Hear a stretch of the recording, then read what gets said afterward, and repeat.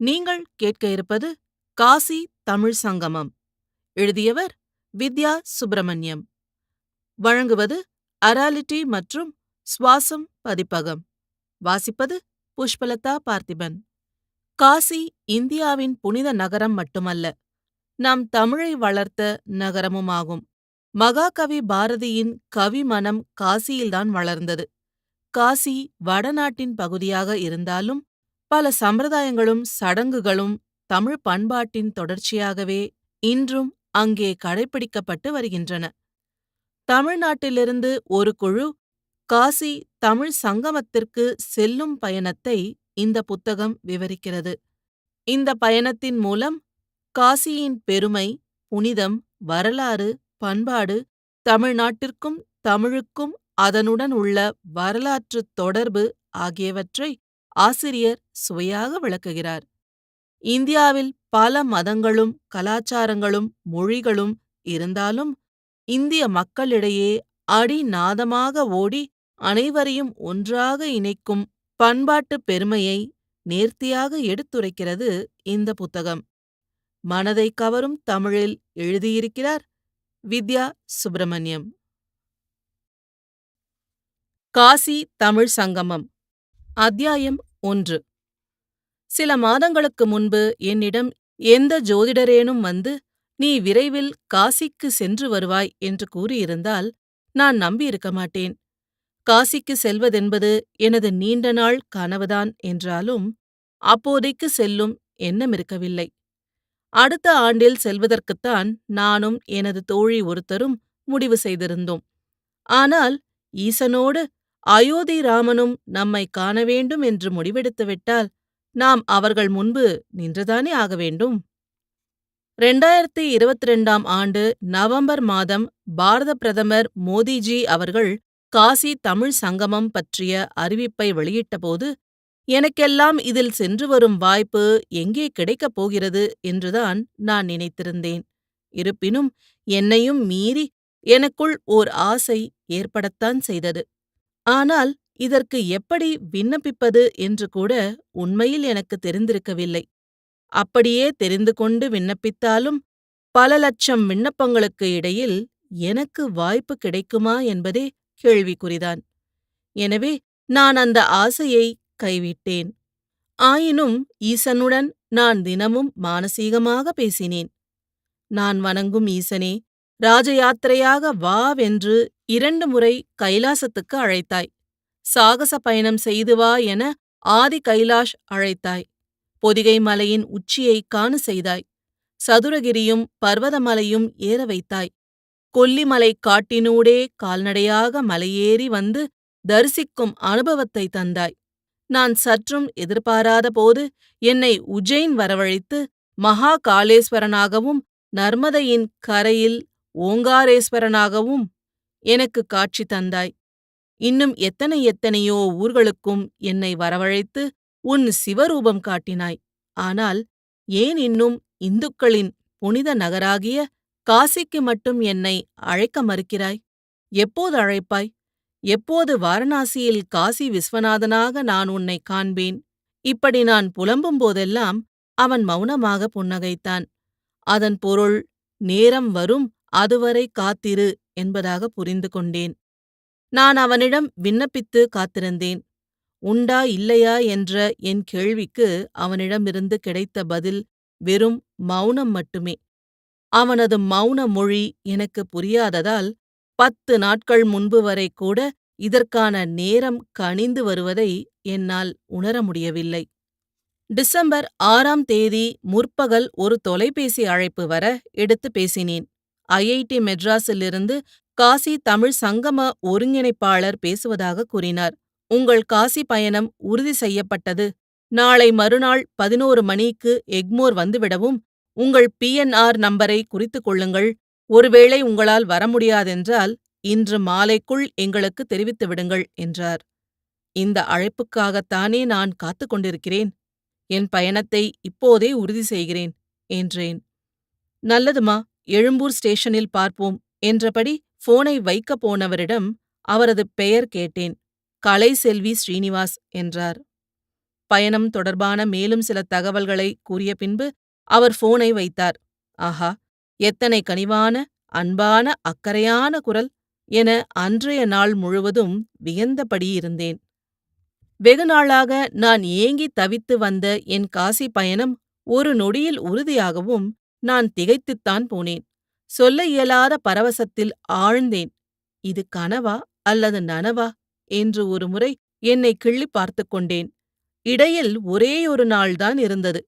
அதற்குள் தேவையானவற்றையெல்லாம் எடுத்து வைத்துக் கொள்ள வேண்டும். என் உள்ளங்கால் முதல் உச்சந்தலை வரை அலை அலையாய் ஒருவித சந்தோஷ அதிர்வு பரவிற்று. நான் பரபரப்பாய் என் பயணப் பெட்டியை தயார் செய்தேன். எனது பயணப் பெட்டி சில மணி நேரங்களில் தயாரானது. மறுநாள் விடியற்காலை 3:30க்கெல்லாம் எனக்கு விழிப்பு வர, வெளியில் வந்து மேற்கு வானில் இறங்கும் நிலவை ரசித்துக் கொண்டிருந்தேன். இதைத்தான் அவன் அருளால் அவன் தாள் வணங்கி என சொல்கிறோம். அப்படித்தான் திடீரென அவன் என்னை காசி தமிழ் சங்கமம் மூலமாக அழைத்தான். அதுவும் ராஜமரியாதையுடன் நான் காசிக்கு வரவேண்டும் என்ற வரமும் தந்தான். குறித்த நேரத்தில் நான் எழும்பூர் ரயில் நிலையத்தில் இருந்தேன். அங்கே நுழைவிடத்திலேயே காசி தமிழ் சங்கமம் என்ற பதாகையுடன் ஒரு டேபிள் சேர் போடப்பட்டிருந்தது. அங்கே எங்கள் அனைவரது ஆதார் அட்டையின் நகல்களையும் பெற்றுக்கொண்டு, எங்களுக்கு கழுத்தில் மாட்டிக்கொள்ளும் ஓர் அடையாள அட்டையும், காசி தமிழ் சங்கமம் என்று பொறிக்கப்பட்ட அழகானதொரு சணல் பையும் கொடுத்தார்கள். ஜிப் பொருத்தப்பட்ட அந்த சணல் பை எங்கள் பயணத்தில் மிகவும் உபயோகமாக இருந்தது. நேரமாக ஆக சிவனடியார்கள், சிவாச்சாரியார்கள் மற்றும் ஈசனின் அருளால் காசி தமிழ் சங்கமம் மூலம் பயணிக்க அனுமதி கிடைத்த சாதாரணர்கள் என்று பலரும் வந்து கொண்டே இருந்தனர். ரயிலடியே சிவமயமாகி விட்டார் போலிருந்தது. எங்கும் சிவநாமம் ஒலித்தது. ரயில் புறப்படும் முன்பு எங்களை வழியனுப்ப IRCTC ஊழியர்கள், IIT பொறுப்பாளர்கள், ஒருங்கிணைப்பாளர்கள், பாஜகவை சேர்ந்த முக்கிய பொறுப்பாளர்கள், MLAக்கள், மத்திய மந்திரிகள் என்று பலரும் எழும்பூர் ரயிலடியில் குவியத் தொடங்க, ரயிலடியே கலகலத்தது. வந்தே மாதரம், பாரத் மாதா கி ஜே, ஹர் ஹர் மகாதேவ், ஜெய் ஸ்ரீராம் என கோஷங்கள் முழங்கின. என்னோடு போனில் பேசிய தேவதை கலைச்செல்வி எங்கள் அனைவரையும் வழியனுப்ப, ரயில் நிலையத்திற்கு நேரிலும் வந்து எங்களோடு அன்பாக பேசி செல்ஃபி எடுத்துக்கொண்டார்.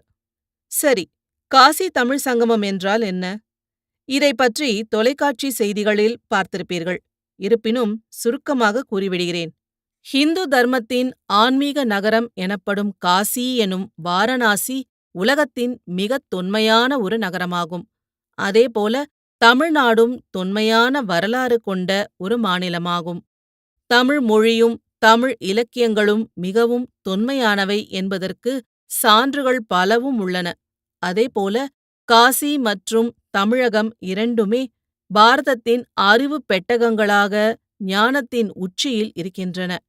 இவை இரண்டுமே வெகு தொலைவில் இருந்தாலும் பல ஆழமான கலாச்சார உறவுகளையும் கலை தொடர்புகளையும் தமக்குள் கொண்டுள்ளன. நமது திருமணங்களில் கூட காசி யாத்திரை என்றொரு சடங்கு நடைபெறும்.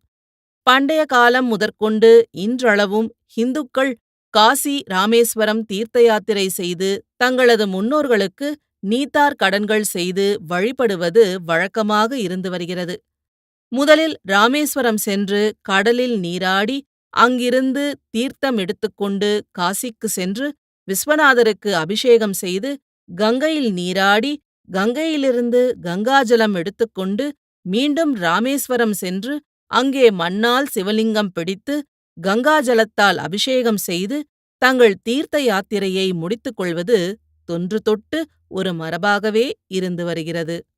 எனவே இந்திய கலாச்சாரத்தின் மிகப்பெரிய தூண்களாக விளங்கும் காசி மற்றும் தமிழகம் இரண்டிற்கும் இடையிலுள்ள தொப்புள் கொடி உறவை பலப்படுத்தவும், இவற்றின் பாரம்பரியம் பற்றிய புரிதலை அடுத்த தலைமுறைக்கு எடுத்துச் செல்லவும், மக்களுக்கிடையே ஆழமான பிணைப்பை வலுப்படுத்தும் நோக்கத்துடனும் நம் பாரத பிரதமர் நரேந்திர மோடியால் நடைமுறைப்படுத்தப்பட்டதுதான் காசி தமிழ் சங்கமம்.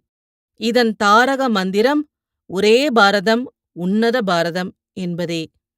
மத்திய அரசின் இத்திட்டத்தில் IIT மெட்ராஸ், IRCTC மற்றும் பனாரஸ் பல்கலைக்கழகம் ஆகிய மூன்றும் கைகோர்க்க IIT-யின் இணையதளம் மூலம் மக்கள் இந்த யாத்திரையில் கலந்து கொள்ள விண்ணப்பிக்கலாம் என தெரிவிக்கப்பட்டது.